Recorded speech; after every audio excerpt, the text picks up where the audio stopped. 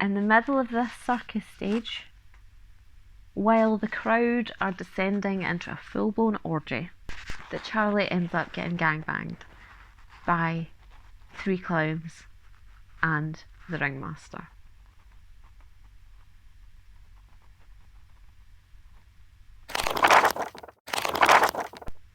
Hi Booktube, it's Marianne at the last book, and today we are wrapping up the second half of April 2021.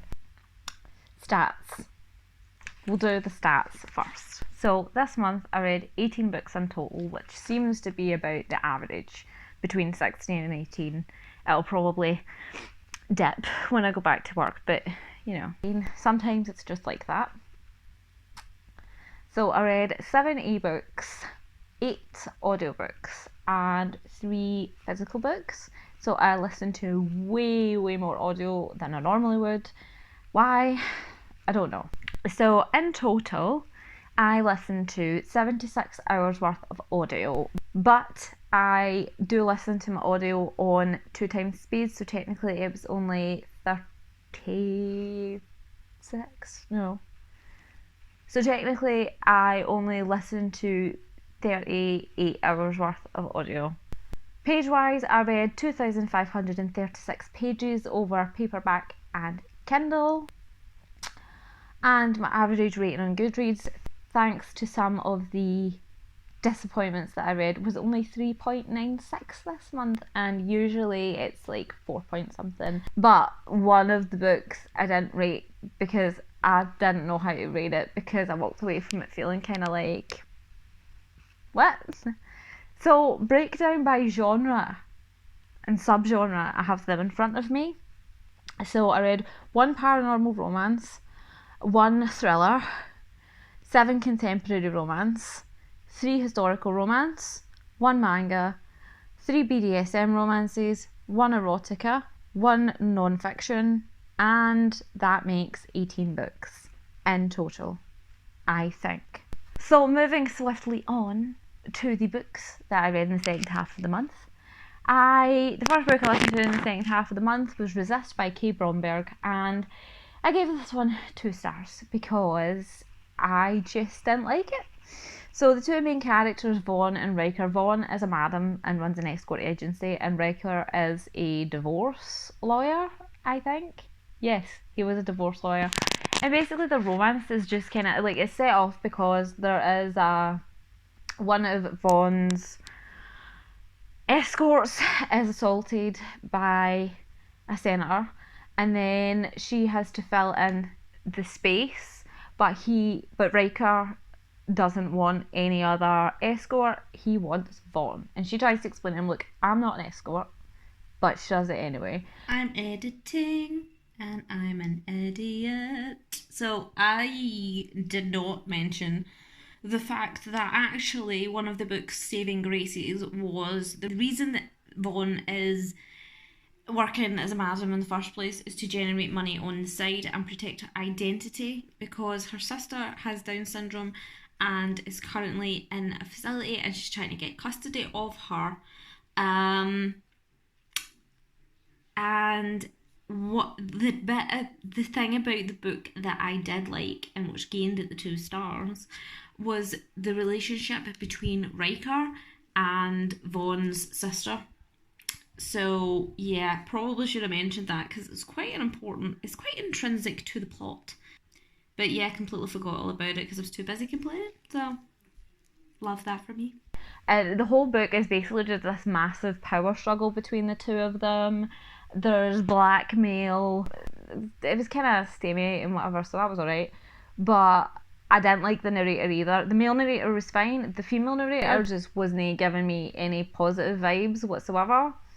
And yeah, I tried adjusting the speed to see if I could like deal with the female narrator on a lower speed or a higher speed, but we just weren't connecting, we just weren't clicking, we were just not compatible. I didn't like this book, and yeah, it was okay.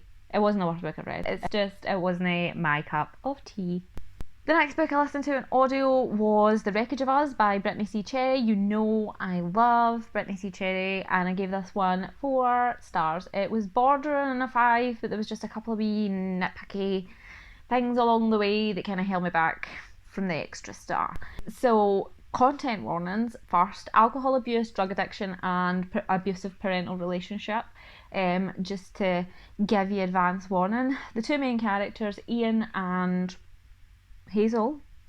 Hazel is she basically has a really shitty family situation, and she goes to work on this farm, and she has to be trained by Ian, who she has known from school. He was like in the year or 2 above her, and he's your typical kind of like cocky, arrogant, like gets all the girls kind of guy. And like when they meet at first, like it's really funny because she walks in on him and he's getting a blowjob and she just refuses to leave until he speaks to her. So he gives her a training, but like gives her more work than she's supposed to be actually doing, but she like proves everybody wrong by working really hard and getting all the stuff done. There is pining. The relationship went fairly quickly from hate to friend to love. I would have maybe like that lengthened a wee bit, and then the conflict at the end shortened a wee bit, because because I'm really into the slow burn vibe. And he is also in a band, and him and his band get picked up by a label and start getting successful, so he has to go and do some travelling and touring and all of that sort of thing. There's a spanner thrown in the works because people in his industry don't think she's good enough for him, and they sort of poison the well and like cause the 2 of them to have a fallout. And it was really good. The narrators for this were really good, especially the male narrator. Towards the end, I was like, right, there's something not quite right here. Why have I not cried at this book yet? Because every Brittany C. Cherry book I've read, I have sobbed. I've been uncontrollably upset, like traumatized. She got me at like 80-90%. That was me there in tears. So she's not one to disappoint when it comes to the emotional perspective. What I liked about Ian, while he kind of rubbed me up the wrong way at the start, coming off as kind of like cocky and arrogant alpha kind of guy, he's actually deep inside, he was very much a sweetheart. The relationship was lovely. Liked the way that it unfolded. The side characters in the book were amazing. I don't really have any complaints other than I feel like the hate to love element felt rushed, and the conflict element seemed dragged out a smidge. I love how it's not until I'm editing that I remember stuff that I meant to say. Development wise, it was nice to see the character development in Hazel over time, because she's went from being kind of someone who hasn't had a family or friendships to being accepted into this community of people who work in the farm, and develops friendships, and it's a found family, and it's just lovely. But yeah, 4 out of 5 stars. Really liked it. The next book I read this month, it took me forever to finish, and I don't know why, because it was so good. It just felt like it took ages to get through, and that was the Duke I'd Like to F anthology. And I don't normally like anthologies, okay? I don't normally enjoy shorter stories or novellas to the same degree that I do when it's a longer book, because of the fact that there's usually need for insta love. But I made an exception in this circumstance because the novellas included in this anthology were fucking banging. Loved it all the way. So I'm going to break them down by the novellas. I didn't individually rate the novellas, I just gave the anthology 5 stars overall because it was so good. So the first novella was The Chasing of Eleanor Vane, and that was by Sierra Simone, and this was an age gap, future husband's dad, possessive hero kind of romance. And we had the Duke of Jarl. I can't remember his first name. It was something. And Lady Eleanor. So Lady Eleanor goes to meet her future husband, who she cannot stand. And no wonder, because he's a dick.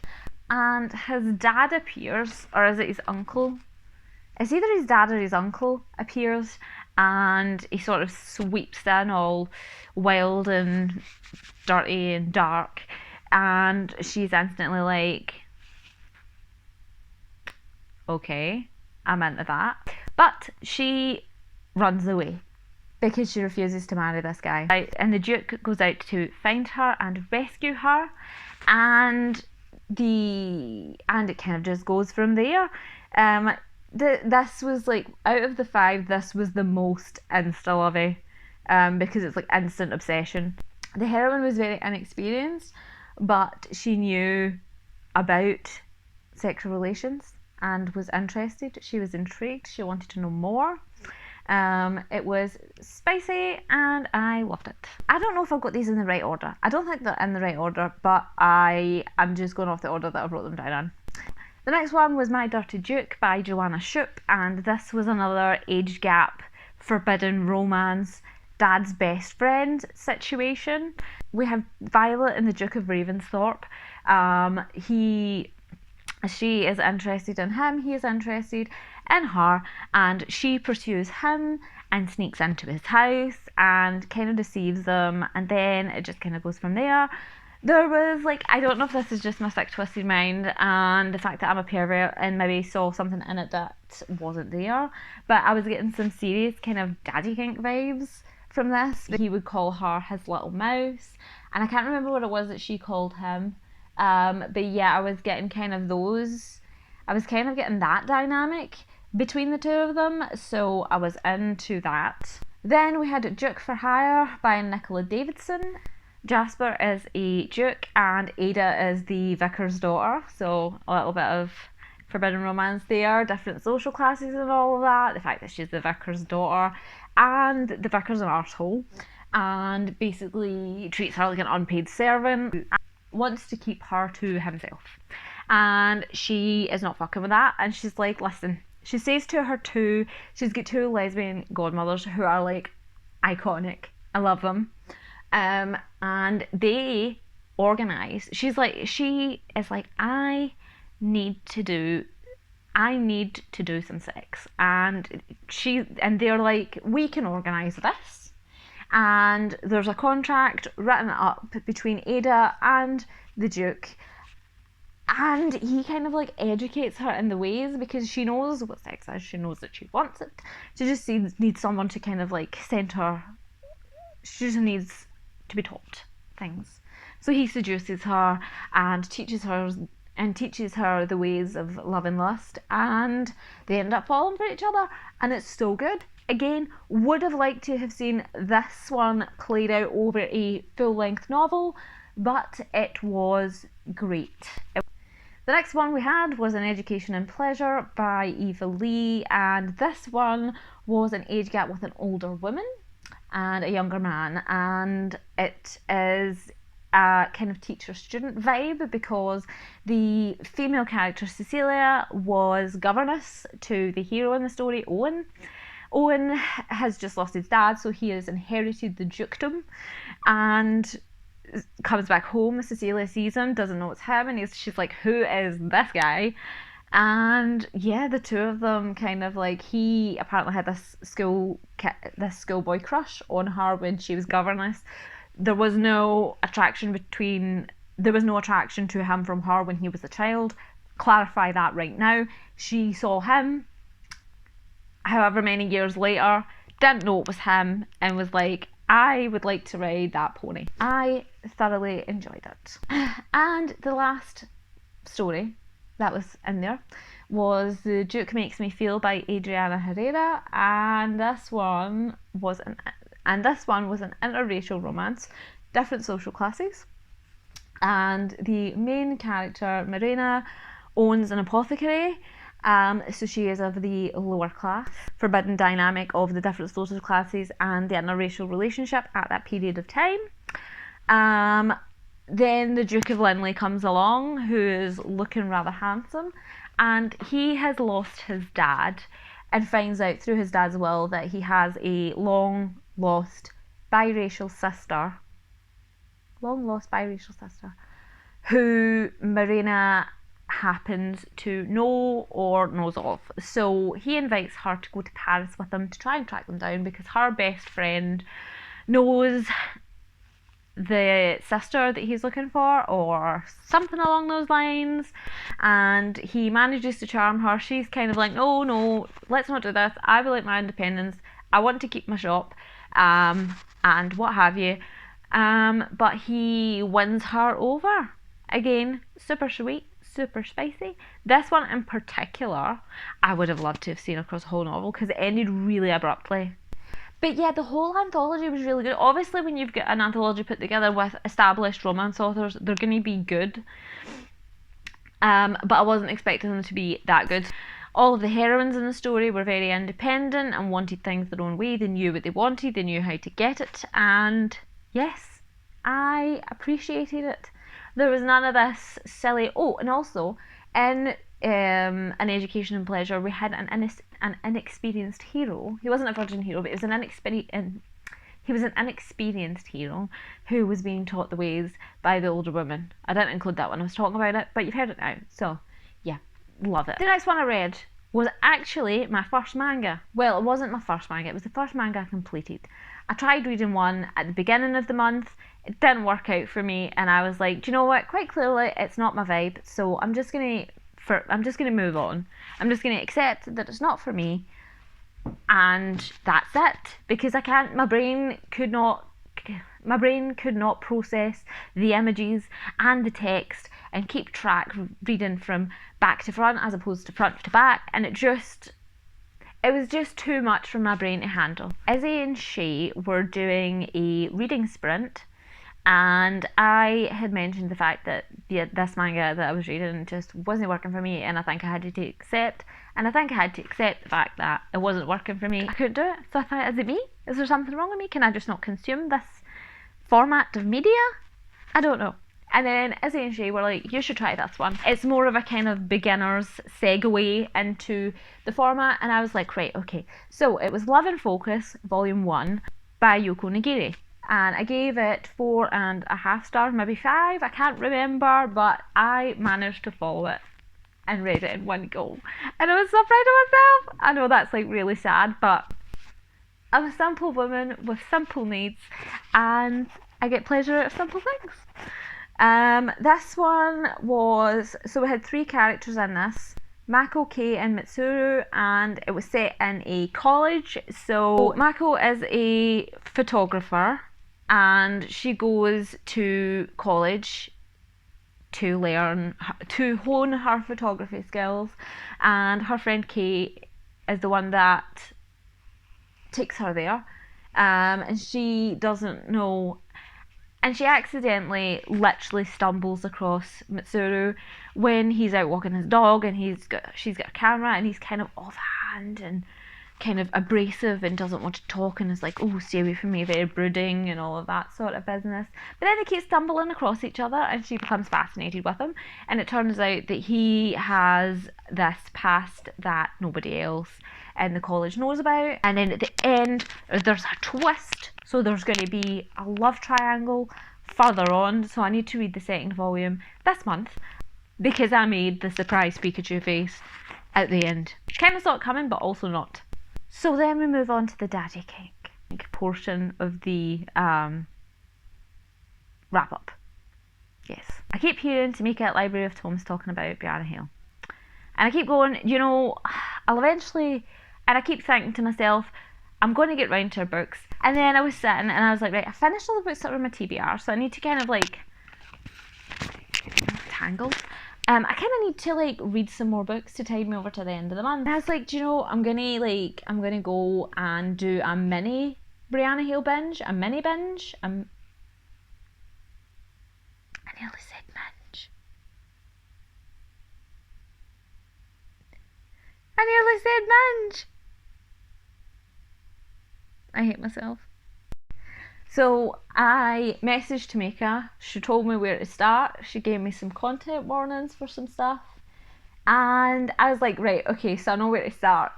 and then sat my phone down, couldn't find my phone to go back into the DMs to find what she had where she had to find the book that she had recommended I started on. So I was like, shit. So I just searched Brianna Hale on Goodreads and downloaded the first book at the top of the list, which was Control Freak. I really enjoyed it. So I gave this one 4 stars. So before I continue, I'm going to give you a massive trigger warning. Massive trigger warning for eating disorder. Our heroine is anorexic and it is talked about a lot throughout the book. So just keep that in mind if embarking on this journey. So the main characters, we have Stian, who is a museum director, and we have Lacey, who ends up working for him as a receptionist, secretary, personal assistant kind of role. The way that they meet at the beginning, it's quite a shaky start, but yeah, they end up working together, and she becomes aware that she enjoys being told what to do by Stian, and she calls him sir, and you are really getting the kind of you're getting the real subby vibe off of her, and he starts to become aware of it, and she goes out and buys herself like a velvet choker and stuff like that to wear because it feels kind of collared for her. And then the Daddy Kink Dom sub dynamic just unfolds, and it was good. Like, I was so here for it. But also, right, already said this in my vlog, loved the fact that with regards to the eating disorder recovery and relapse and all of that, the male hero wasn't used as this white knight in shining armour coming in to swoop in and save her from herself and all of that sort of, and all of that cliched stuff. He was sensitive and supportive and wholesome and helped her believe in herself. And again, the BDSM wasn't like, oh my god, this saved my life, but it did offer her an element of, but it did give her an element of structure in her life, of instruction, of a way to cope and process her feelings and her life and her lifestyle and her illness and all of that. And I just thought it worked so perfectly. Because if you introduce a mental health disorder or an illness or something like that into your romance, and then there's recovery, and the praise and admiration and all of that goes towards the male, towards the hero that's came in and saved the day, it completely like detracts from all of the progress and the suffering and the work put in by the heroine. So this was perfect. So this was done really tactfully, really well. I have no complaints. The only reason that I gave it 4 stars instead of 5, was there was a couple of bits of the plot that I would have liked them to have gone back to. At this moment in time, I don't have my notes for each individual book, so I can't remember what it was, but I can remember feeling like there was just something missing. I just can't remember what that something was. God, I hate when I do this. Anyway, yeah, loved it. Would go back, would read again.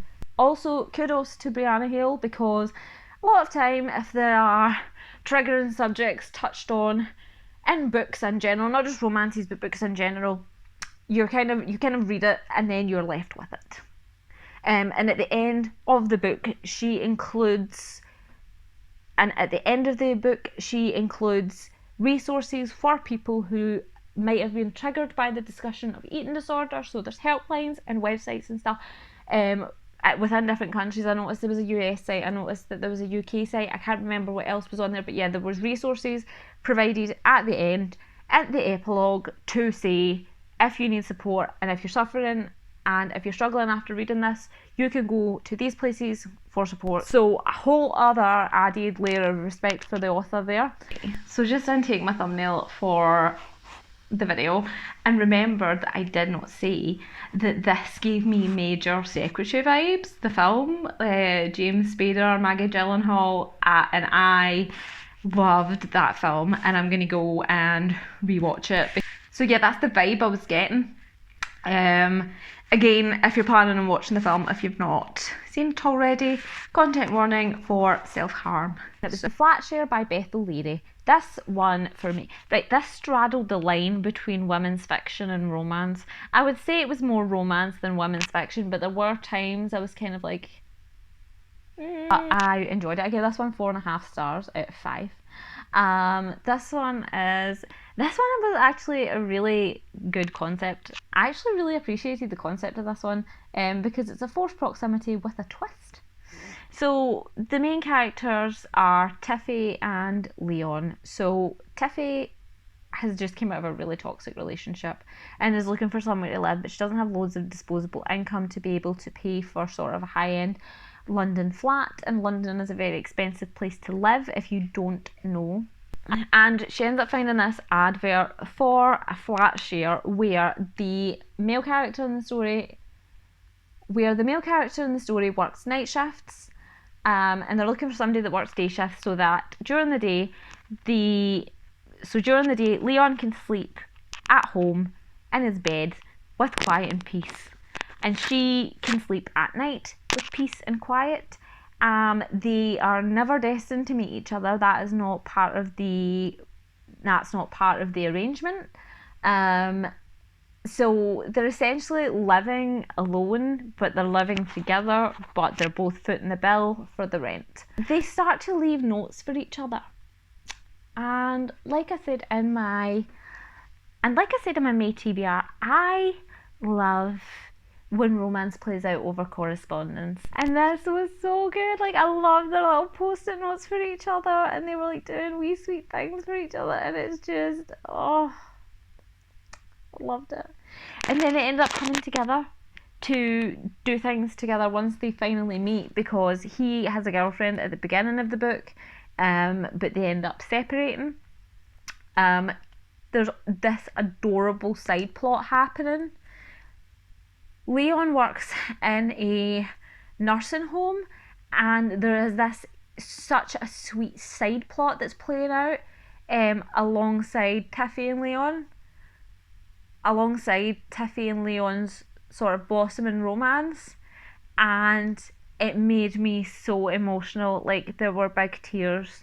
It was so sweet. It was so unbelievably sweet. Like, I loved it. I really did. It was so cute. Oh, but yeah, on a more kind of dark note, there is content warnings for stalking, abusive relationships, PTSD. So there is that.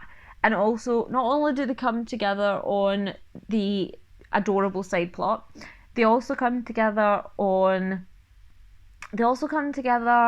help Tiffy's career along, and they also come together to help to try and get Leon's brother out of jail for a crime that he didn't commit. So there was so much happening. Like, you have PTSD, you have jobs, you have trauma, you have a brother in jail, you have that adorable nursing home side plot thing happening, you have relationships falling apart, you have friendships. And I mean, the book is only sort of a standard length novel. It's 300 and something pages? Let's see. It's like 394 pages, so your standard kind of novel length. And you think, that's a bit much to fit into the one book. That's a bit much to fit into the one book without it being too busy and things overlapping and plot holes and all of that business. But you know what? Beth O'Leary did a smashing job of keeping all of that together, and I was impressed. Really enjoyed this. Was really sweet, was really wholesome, was really cute. Also, it was a slow burn, which you know I love, so points for that also. The next book I read was a DNF, and it was The Protégé. I think I finally got it right this time after mispronouncing it so many times in my vlog. by Brianna Hale.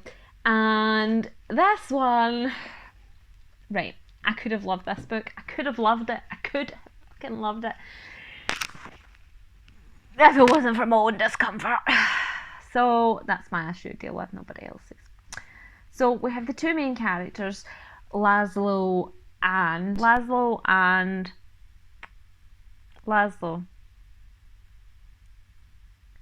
Oh, do you know what? I'll put her name here because I've completely forgot it. It's gone. He takes her when she's 8 from a kind of neglectful household and raises her. He finds her playing cello in the street. He is a maestro. He is a conductor and thinks, I can hone this little one's skill, take care of her from her neglectful father, and she will be successful. She will join the orchestra and she will be amazing. So that all seems good, yeah. Seems good. Seems like he's a wholesome character. Looking out for her, you know. So there's a 17-year age gap between them, which is fine. Like, that doesn't really bother me. Like, so that's what, 18 and 35. Like, if you're thinking about it from an adult's perspective. But because this was a guardian and ward vibe, and he'd been raising her since she was 8, and he was her father figure, something about this just hit uncomfortably for me. And again, it's a me problem, it's a me issue, not anybody else. I just felt uncomfortable.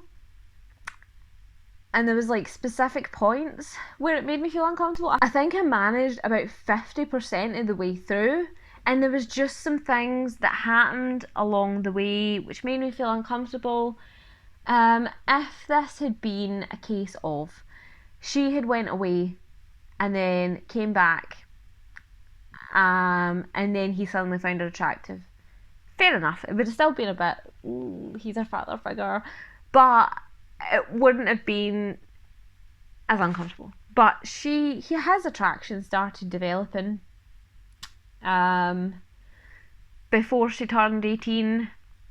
And like I said in my vlog, go back to that about my discussion around the age of consent and stuff, because I can't be bothered going through it again. So it didn't do it for me. It didn't. But it had potential. If it was executed in a different way, I would probably been into it. But the way in which it unfolded just wasn't my vibe.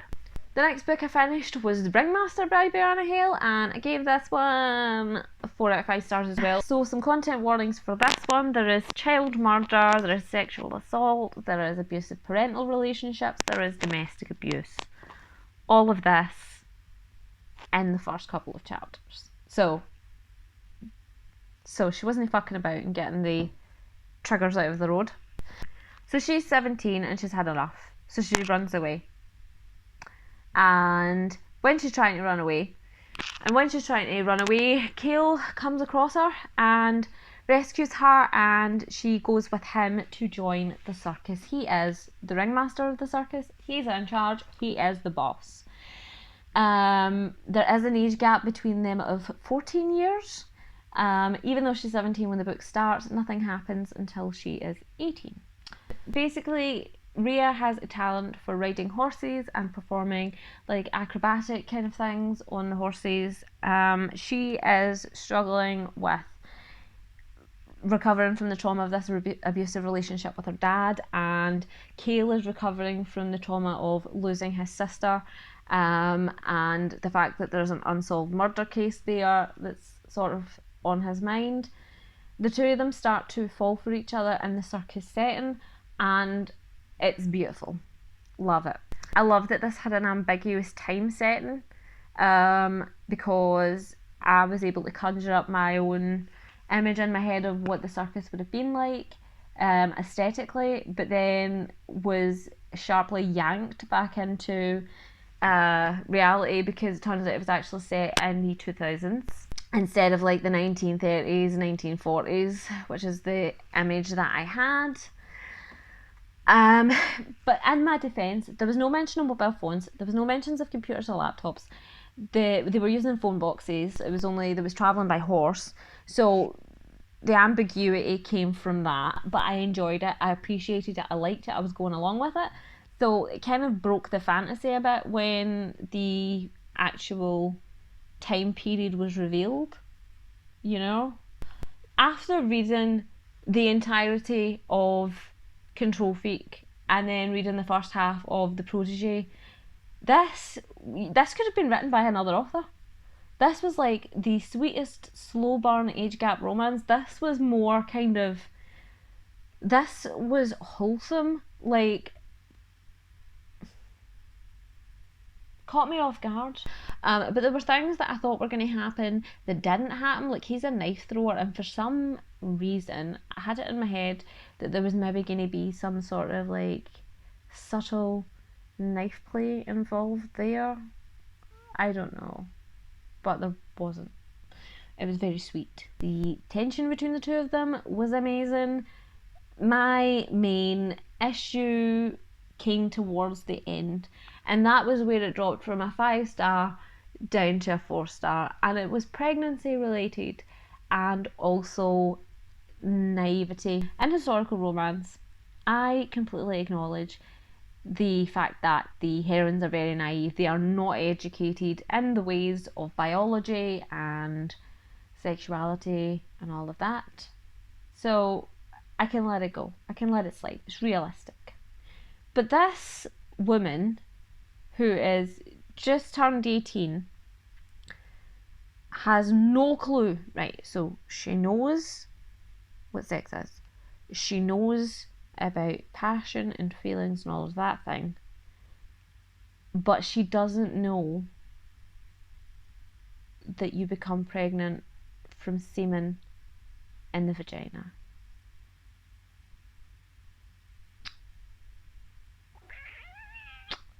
And her excuse for this is, and her thought process for this was even more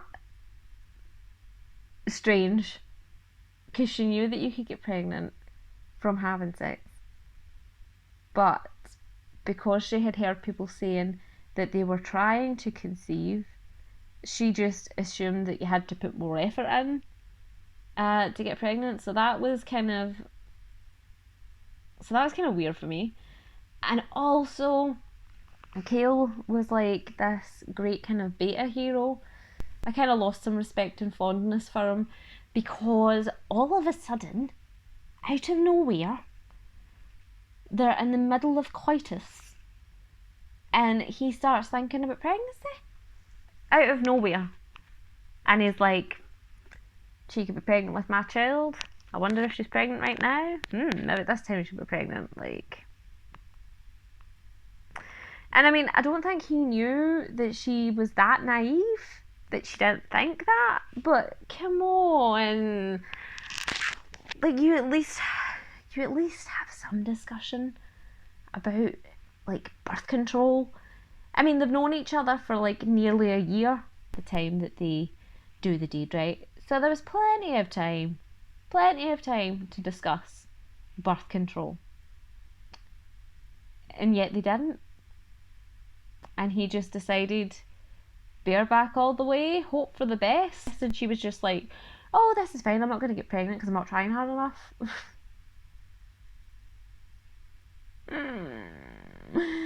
What? I don't like that. But aside from that, the romance, the life of the circus, the fact that Brianna Hale made me feel the circus environment, embrace it, and put myself in the scenario, and put myself in the environment, and also there were no clowns. I don't remember clowns being mentioned, and I hate clowns, and yeah, love that. So on the subject of clowns, from my Kindle haul, the previous one, about doing the business in public, I read Shared at the Circus by Stella Rood. I was looking for something quick and dirty just to kind of like tide me over till it was time to start my TBR for me. And wow. Right, so I didn't know how to rate this, so I didn't even rate it. I just kind of moved on to another book. What, do you know, it was well done, but the content itself, the setting, the circumstance was just inconceivable. So Charlie, our female character, is taken to an erotic circus by her friend Tatiana, and I think it's Tatiana's birthday. She's like, yes, this is what we're going to do, come to this erotic circus, it's going to be amazing, blah blah blah. So they're at this circus, they're watching the show, and it's just your standard circus to begin with. And then the interval happens. And after the interval, it's revealed that it's an erotic circus. Wow. And then she gets brought up on the stage to take part in a trick. And it turns out, in the end, that in the middle of this circus stage, while the crowd are descending into a full-blown orgy, that Charlie ends up getting gangbanged by 3 clowns and the ringmaster.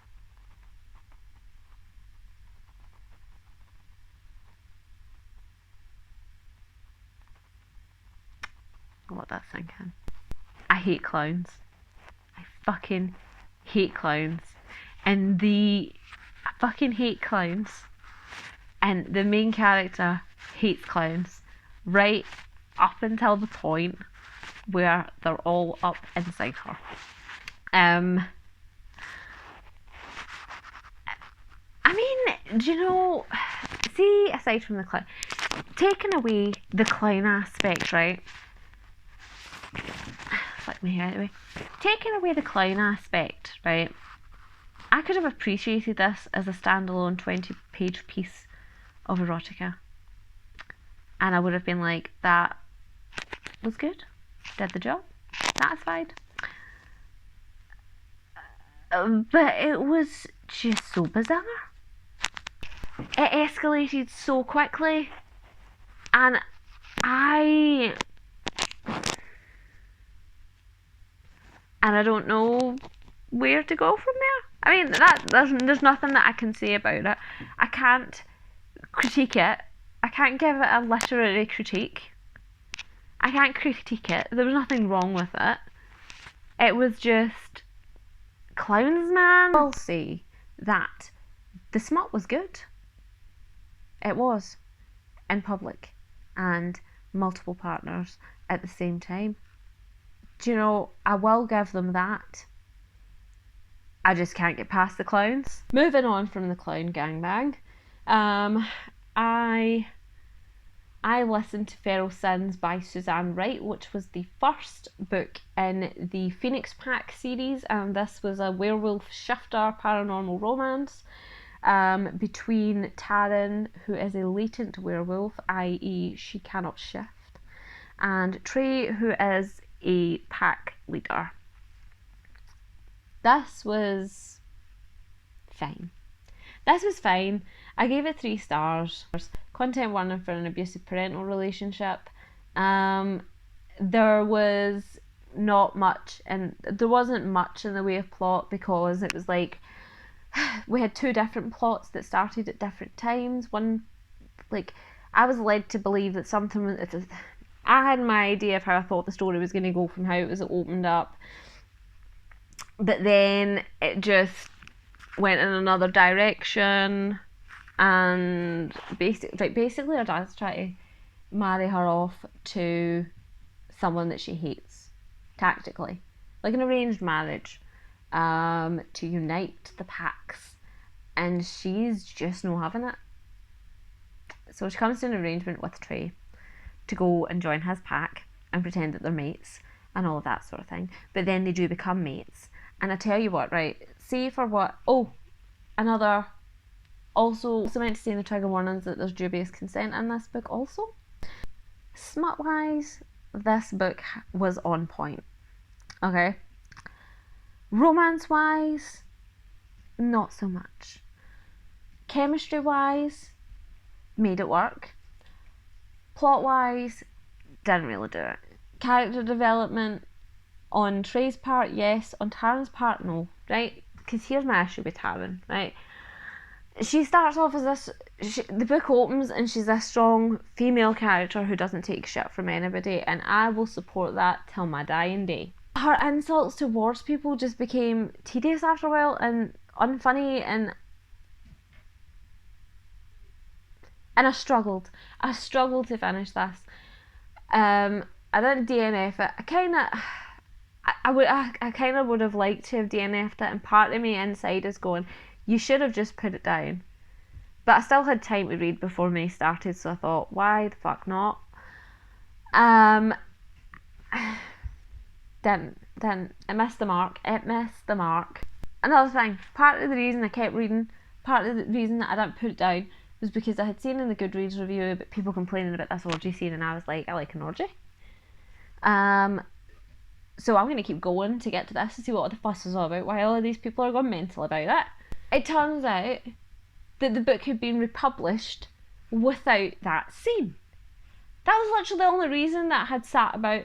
That was literally the only reason that I had persevered and continued listening to this book.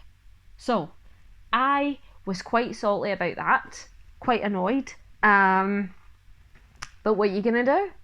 But like I said, the smut was good, so if you're looking for some good kind of rough werewolf smut, then that's definitely a good book to check out. And the last book I finished this month. So I started it at the beginning, so I started it in the middle of the month, and then put it down for some reason that I don't remember. And that was Love in the Wild by Emma Castle, which I gave 5 stars to. This was a beautiful Tarzan retelling. Content warning for death of a parent, animal death, and that sort of thing, and that kind of vibe. So this was a Tarzan retelling. We have Eden, who is the heroine of the story, and Thorn, who is our Tarzan.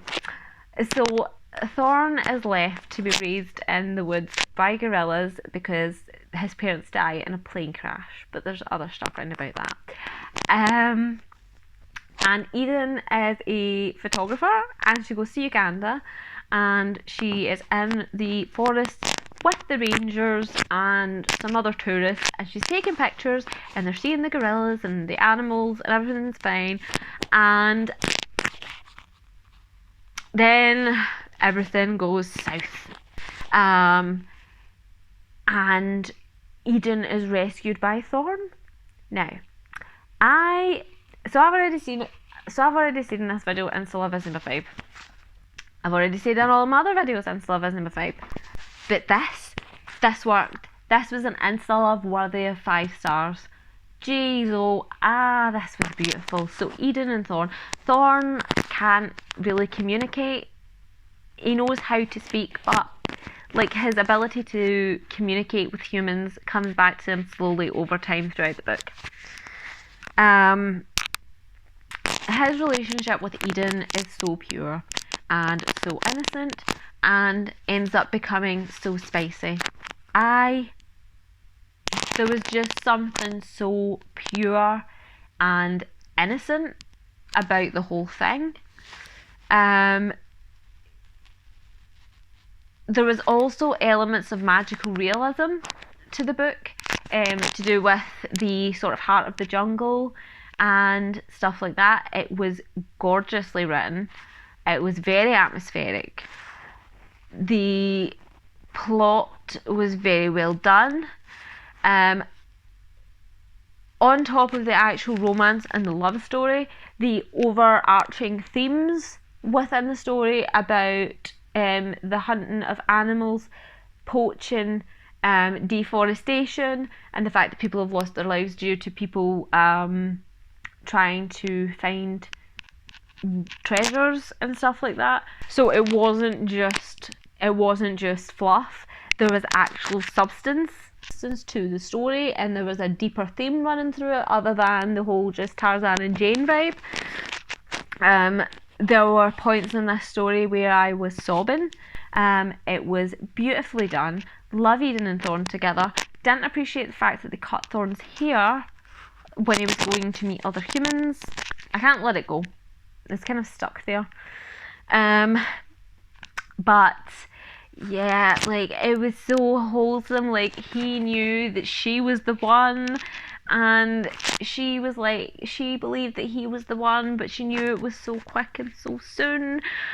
But they just fell in love, and it was wholesome, and I just wanted them to live in the jungle together forever, like, from the minute that they met.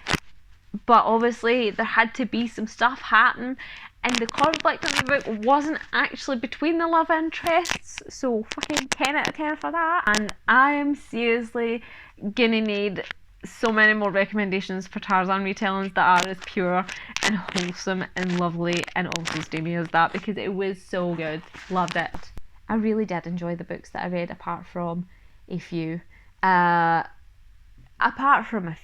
A few let me down slightly. But to be fair, the ones that I didn't enjoy, I didn't go into with particularly high expectations, apart from The Wives at the beginning of April, which I thought was going to be really good, and then I fucking hated it. Because of the whole using mental health as a plot device, and oh surprise, let's use mental health in a thriller. Let's just further stigmatise mental illness. Love that. Yeah, that's April. April is done. April has been and gone. This year is going by so much faster than last year did. I'll give you that. So I'm gonna go, and I'm gonna start reading A Court of Thorns and Roses right now. No, I'm not. I'm gonna film my April favourites, but after that, I'm gonna go and read A Court of Thorns and Roses, and mark me. May is going to be a good reading month. I can feel it in my bones. I can feel it in my waters. I can feel it in my soul. I have good vibes. We are heading into May with good vibes. My only disappointment is I can no longer share the Justin Timberlake memes that bring me so much joy every April. But we're going to make the most of May. Good vibes, guys. Good vibes. So, I hope you had a good reading month in April. What was your favourites? What did you enjoy? Have you read any of these? What do you think? Well, let me know. So, stay safe, happy reading, and I'll speak to you later. Bye!